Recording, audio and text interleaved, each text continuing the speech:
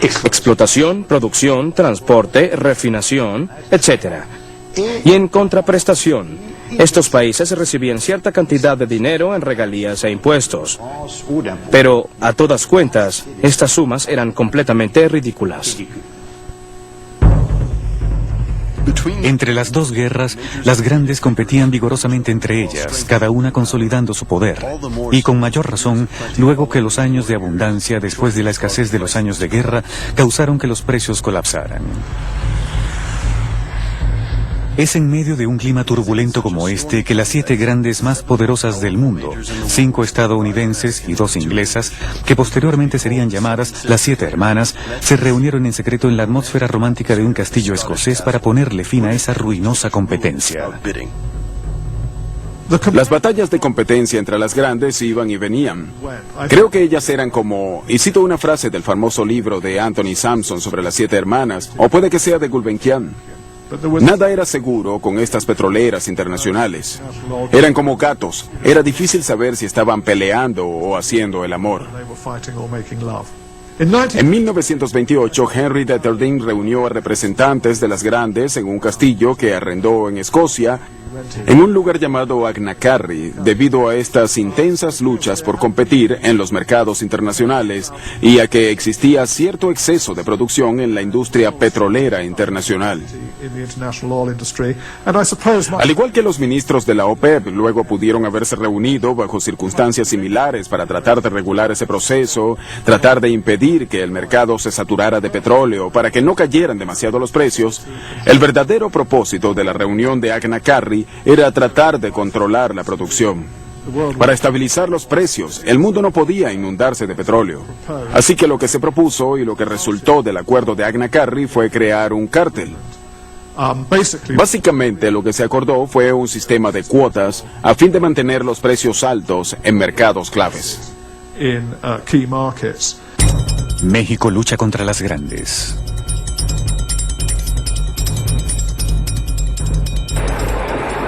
Durante las décadas siguientes, los países del sur intentaron librarse más o menos exitosamente del control de las 7 hermanas. El primero en intentarlo fue México. Este país estaba bajo fuerte influencia estadounidense, pero tenía una larga tradición revolucionaria.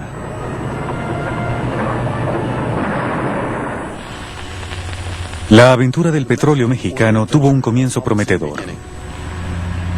A principios del siglo XX, México, donde los indicios de petróleo eran abundantes, atrajo a muchos buscadores y especuladores, principalmente ingleses y estadounidenses.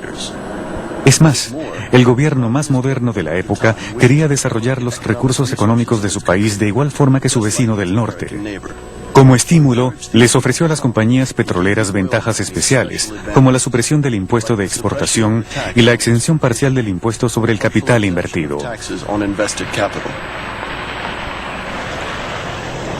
Al principio, esta política de puertas abiertas permitió que la producción de petróleo se desarrollara a pasos agigantados, aumentada con el descubrimiento de innumerables yacimientos. Las grandes, que se comportaban como si fueran dueñas del país, tuvieron sus años dorados. La Revolución Mexicana entre 1913 y 1917 cambió drásticamente la relación entre el gobierno y las compañías petroleras que vieron sus privilegios amenazados. La creación de la Confederación de Trabajadores en 1918 y la formación del Sindicato de Trabajadores Petroleros en 1935 modificó de forma importante el balance de poder dentro de las compañías petroleras. En 1936, el sindicato presentó un proyecto de contrato laboral colectivo que preveía un aumento salarial. Las grandes lo rehusaron bajo el pretexto de que no habían generado ganancias. A mediados de 1937 comenzó una huelga general, mientras que una comisión de expertos declaró que las grandes sí habían sido altamente prósperas. El gobierno entonces exigió que se cumplieran las demandas de los trabajadores. Las grandes, sobreestimando sus poderes, se rehusaron. Nuestra contestación es definitivamente no. El 18 de marzo de 1938 se dio un golpe de gracia. Lázaro Cárdenas, presidente de México y figura clave del Partido Revolucionario Institucional, en un discurso famoso y memorable, decretó la nacionalización de las 17 compañías extranjeras anglo-estadounidenses que controlaban la industria petrolera del país. Por causa de utilidad pública y a favor de la nación, se declaran expropiados la maquinaria, secciones, edificios, oleoductos, refinerías, vías de comunicación, embarcaciones y todos los demás bienes de las compañías petroleras.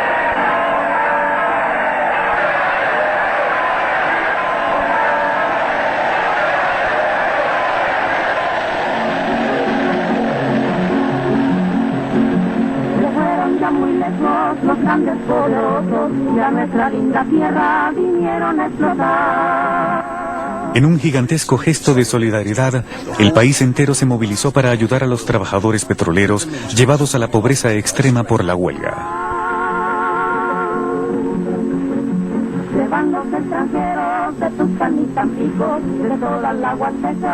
La compañía nacional Pemex reemplazó a las compañías extranjeras, pero México tuvo que pagar caro por su decisión.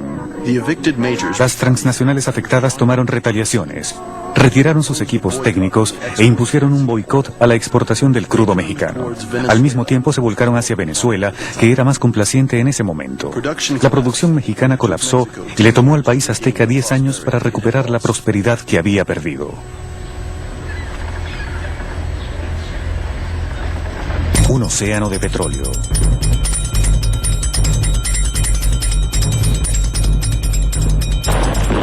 Desafortunadamente, los ecos de la victoria de México sobre las grandes pronto serían silenciados por el rugir de sables retumbando por toda Europa debido al crecimiento del fascismo. España, devastada por la guerra civil entre 1936 y 1939, se convirtió en su caldo de cultivo, alimentado por la Alemania nazi en particular, que se alió con Franco. Su Legión del Cóndor experimentó con una técnica nueva de bombardeo sobre Guernica. Este trágico episodio fue el preludio del uso masivo de fuerzas mecanizadas y aéreas durante la Segunda Guerra Mundial. Desde entonces, el dominio de la producción y transporte de petróleo había sido el elemento clave para la victoria.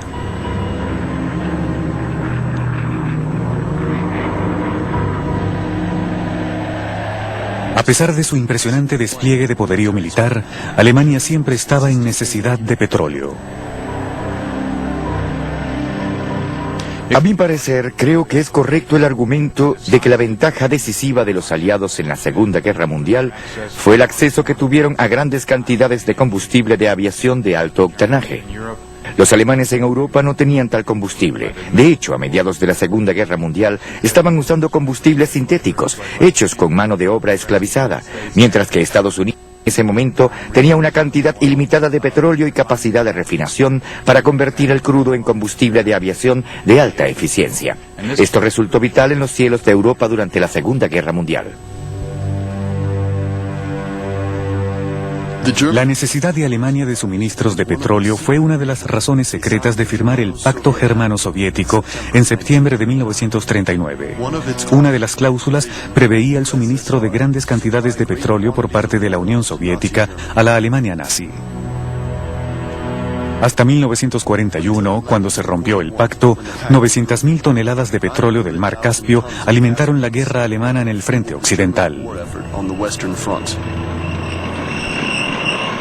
Luego de la campaña francesa, que concluyó con una abrumadora victoria de Alemania contra Francia, 3 semanas después los alemanes tuvieron que enfrentar una resistencia inesperada de los ingleses que los llevó a una guerra aérea y marítima ruinosamente costosa en combustible.